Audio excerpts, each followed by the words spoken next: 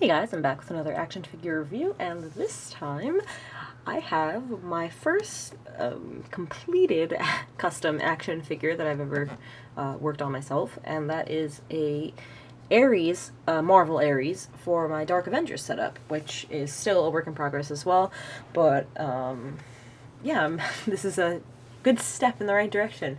I do have the Hasbro Black Suit Spider-Man, I have a Dakin, I have an extra Ms. Marvel that I plan on making into a dark Ms. Marvel. Um, I have a Sentry. I feel like I'm missing someone, but basically the team is shaping up. And I have an Iron Patriot, but I would like to get a Norman Osborn head for it. So yeah, it's shaping up well, and this is the first custom action figure that I've actually completed. I was working on a New 52 Red Robin on a DCUC style body a while ago, and I got through some of it, but I haven't finished it, and you know the DC Collectibles one came out, and so I kind of just it got put on hold. But when this is obviously done on the Odin or Allfather or King Thor build a figure for the most part, well all of it except for the parts that are Ares parts. And so when this came out and people started doing it, I was like, wow, that's definitely the way to go instead of paying, you know, like $100 for the Ares build-a-figure.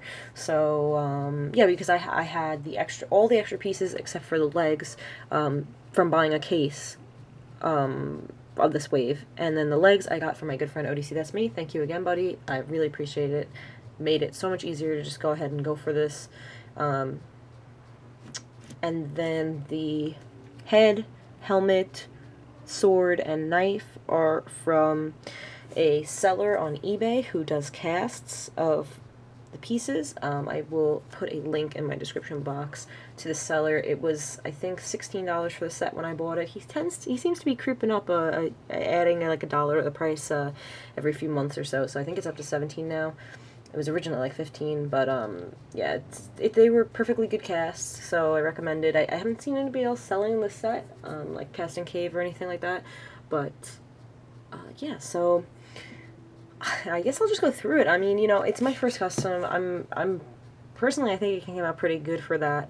You know, with that little fact, I'm sure you know any seasoned customizers looking at this are going to be like, "Wow, oh, we shouldn't do this or shouldn't do that." But you know, I'm still learning. I watch a lot of tutorials and other customizers and read things on Figure Realm and the Foosh and everything, and do some things like on my own and whatever. But I think I did okay, and I know I skipped I skipped a few little steps like. I didn't take apart like at the elbow here, or I didn't really take too much apart other than obviously the pieces that were already separated as it was a Build-A-Figure to sand in between the joints or anything. Obviously, if I were going to be selling a custom or something to someone else, I would really want to take that extra step so that they're able to pose it. But being this is my figure and I know I'm not going to go super crazy like posing it, I just want him to have him to put in my team. I didn't mind if I got a little bit of joint rub, and for the most part so far it's mostly just in this elbow. This area has been okay so far, so you know, if I ever have to go in and fix it, that's you know, that's my fault. It's fine, but for the most part it's okay so far. So I'll just go ahead and show you. There we go. So it is all, you know, the body itself is the Odin slash King Thor parts. It's the King Thor arm here with the metal mechanical arm piece, whatever that is. And I didn't use the skirt piece. I know there are some iterations of Ares where he has like a skirt, but it's kind of just the smaller part in the front, and I considered that, but I decided to skip on it. Went for more like the kind of make it look more like the Build-A-Figure. And then, like I said, the head, helmet, sword, and knife are from the casted kit. So here's the sword. I painted the sword and the knife basically the same way. I did like a light shiny silver for the blade. I didn't decide to go... I forgot I was possibly going to go in with a wash on the blade, but for now it's just a clean sword. And I did a darker like gunmetal silver for this part. I don't know if this, you could call this the hilt or whatever. And then I did black with like some brown dry brushing on the handles. So that's just a sword, yay. And again, the knife is the same. Light silver with like a gunmetal and black. I actually broke this in half when I got it, and I had to glue it back together and then sculpt it back together, but it came out okay, so that was my bad. It was a little bit of a hard, it's a little bit of a harder plastic, and I was trying to bend it to straighten it a little bit, and silly me decided I didn't want to go downstairs and boil some water, so I ended up snapping it, and yeah. So that is the knife. The helmet, the helmet, when I was looking at pictures of the original Ares helmet, it looked like it was a very, like, golden gold, if that makes sense, like a very yellowy, orangey gold, and I didn't quite want that exactly, but the gold that I do have, I know a lot of people say to get the best gold, you should do silver with a clear yellow over it. Unfortunately, I don't have a clear yellow, so I do stick with the regular tester's gold that I have. It's a very, like, kind of, I don't want to say dull gold, but like it's a muted. It's not very shiny. So I did a couple coats of that, and then I did like a bit of a dry brushing with like like a yellow ochre kind of color to kind of just make it look a little bit brighter. But other than that, it's just black here, and then whites and grays and washes and dry brushes and everything in the like feathery area. So what I'm kind of noticing now, and like what I noticed beforehand, well, it's mostly the arms that are really big on this figure, but, like, his head looks kind of small against those arms when he's not wearing the helmet. So he looks kind of like he has a pea head there. Like, for comparison, let's say, like, King Thor's head is that big. It's not too far off, to be honest. The Odin head, I think, is a lot bigger. It just looks a lot bigger because it has the helmet, yeah. The helmet and the beard and everything. But I think the Odin head looks a little big. Probably the King Thor head is like the best size for this body. If you put it on, like, that looks pretty reasonable. If anything, slightly big.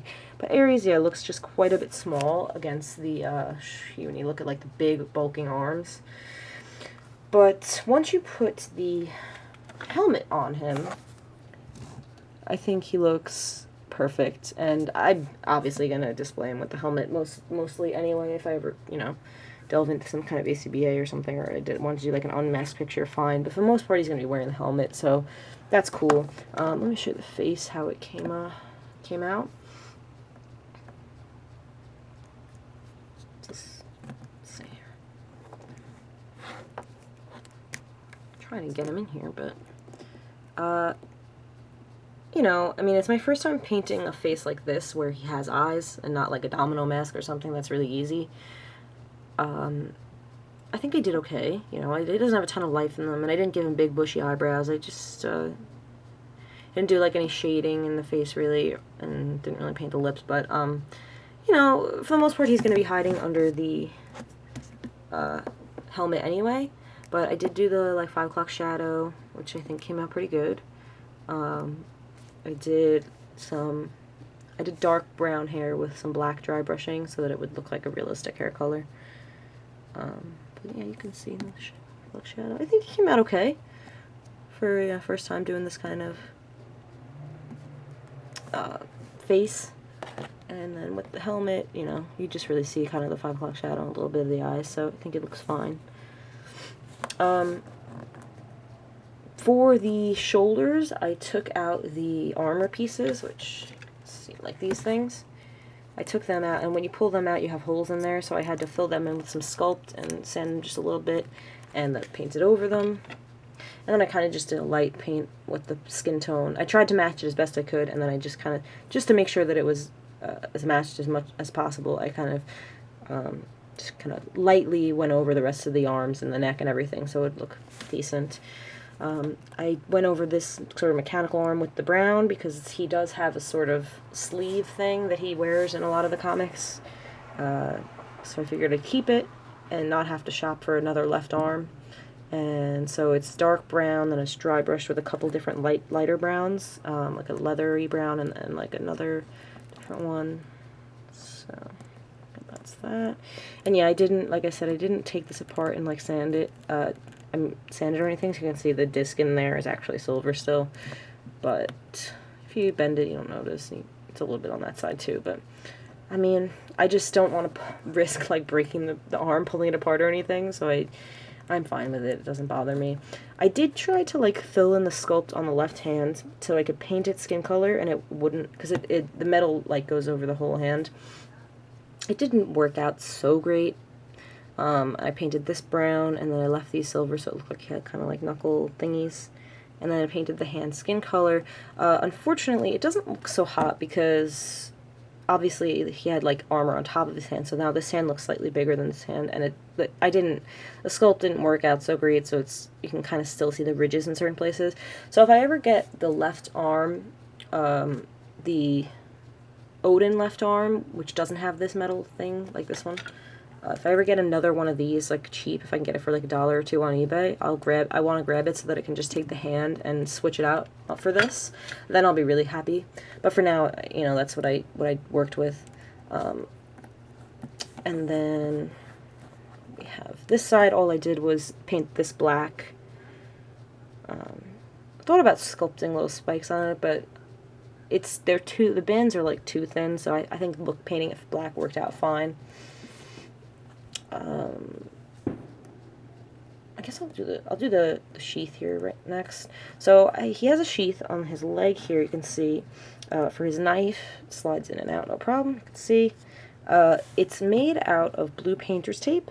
So what I did was I took the knife itself and I wrapped this up in clear plastic wrap, a few little layers, wrapped it up nice and tight, and then I wrapped that with just a layer of blue painter's tape, flat, and that way. Then I did another layer on top of that, so it would be a little thicker.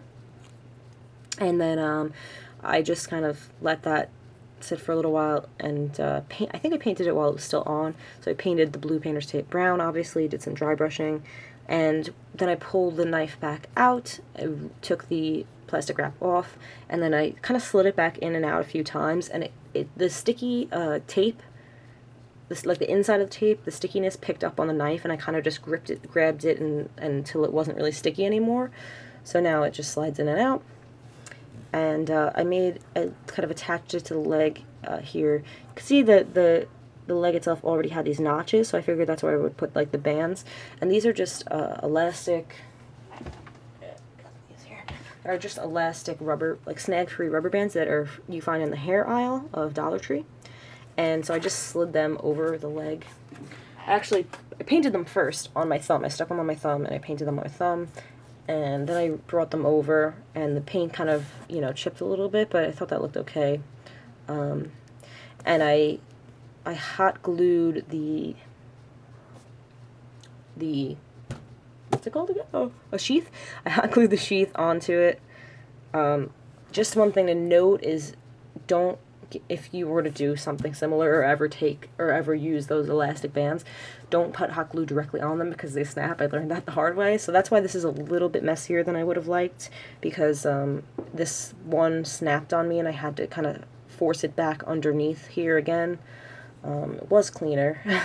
Unfortunately that happened, but from far away it's no big deal, or if you turn this way you don't see the hot glue, so whatever, you know, and from the back it looks fine. Wish it was the back that got messy, not the front. Shucks. But I kind of went in with a little bit of paint to try and make it look a little less noticeable. I don't know if you can really see on camera, but if I pull it in close, you can see like the hot glue here.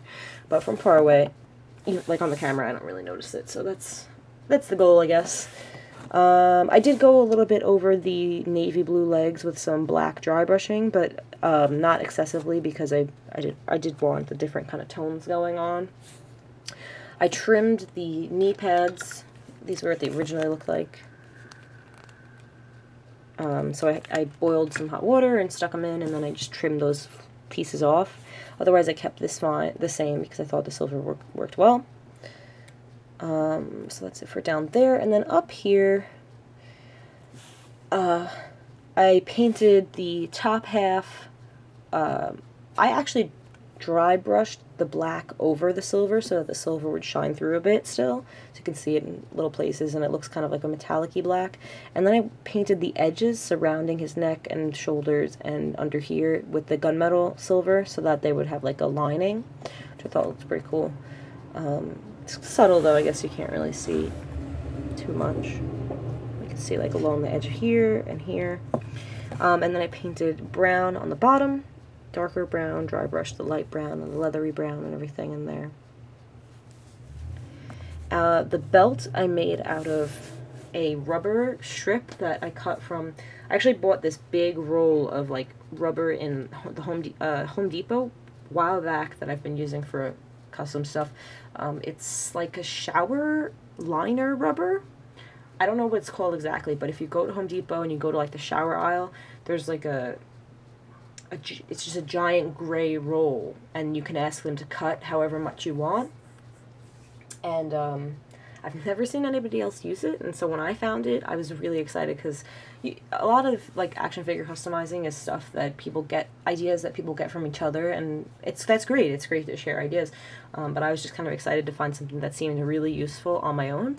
So yeah, it's a pretty thin rubber, and I when I asked them to cut me only like, you know, a foot of it or something, they were like, "What are you going to use this for?" Because obviously I couldn't do a shower with like a foot of it. I explained that it was for custom figure, and he was like, "Oh, that's pretty cool." Whatever. And yeah, so I cut that strip of rubber and I taped it. I'm sorry, I didn't tape it. I just like measured it, and I ended up trying Gorilla Glue for one part. I glued it down on each half. It actually splits right where this buckle is. I glued I tried Gorilla Glue on the first half, and that didn't really work out very well. It was very, you have to wait like a day for it to cure, and you have to make sure that you, like, I had them laying down overnight with something weighing down the belts. So that took too long, and then I was like, why didn't I use hot glue? Like, I'm so dumb. Like, I forget about hot glue. So I used hot glue to glue this half down, and that went fine. Like, you just make sure you just use a little bit, get done really fast, and then boom, done. So that was fine. The buckle is made out of the, do I have one handy? The twisties from, yeah, the packaging that we get our action figures in. So just the twisty, so I bent it around in the shape that I wanted.